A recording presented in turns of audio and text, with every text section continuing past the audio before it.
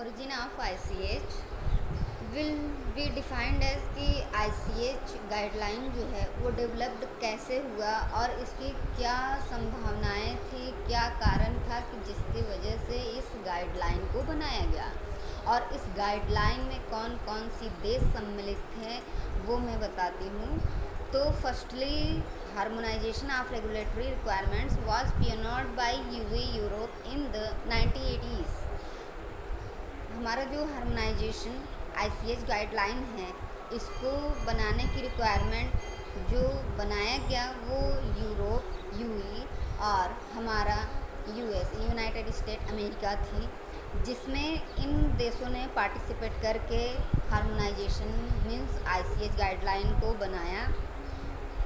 अभी जो international conference of harmonisation का हुआ इसके थ्रू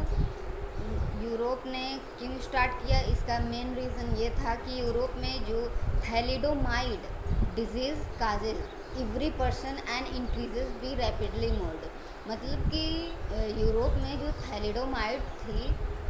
इस बीमारी के कारण लोग इतना ज़्यादा अग्रसित हो रहे थे, प्रभावित हो रहे थे कि उसको कंट्रोल में लाना यूरोप के सभी डॉक्टर्स और जितने भी बड़े बड़े एक्सपीरियंस डॉक्टर्स थे सब अनकम्फर्ट हो रहे थे, सब मतलब उस डिज़ीज़ को सही नहीं कर पा रहे थे। तो इसलिए थैलिडोमाइड का जो डिज़ीज़ को देखा उसके अकॉर्डिंग डॉक्टरों ने सोचा कि ये हमारी कहीं ना कहीं मेडिसिन जो बन रही है उसकी गाइडलाइन की वजह से ऐसी दिक्कतें आ रही हैं जिससे कि हमारे देश में ये जो डिज़ीज़ है, बीमारी है थैलिडोमाइड, ये फैलती जा रही है। तो 1990 में इसको बनाया गया, लेकिन सबसे पहले जो ये थैलिडोमाइड डिज़ीज़ थी, बीमारी थी, ये वेस्ट जर्मनी में डेवलप हुई थी, मतलब कि वहाँ पे फैलना स्टार्ट हुआ था। फिर उसके बाद वो यूरोप में फैलना जारी हुआ, जिसके थ्रू यूरोप के डॉक्टर्स ने उसे बनाने की पूरी संभावना, पूरी अपना कोशिश लगा दिया कि अगर हम इस गाइडलाइन को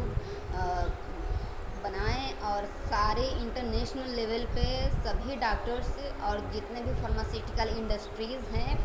अगर वो इस गाइडलाइन को फॉलो करेंगे तो हो सकता हो कि हमारा जो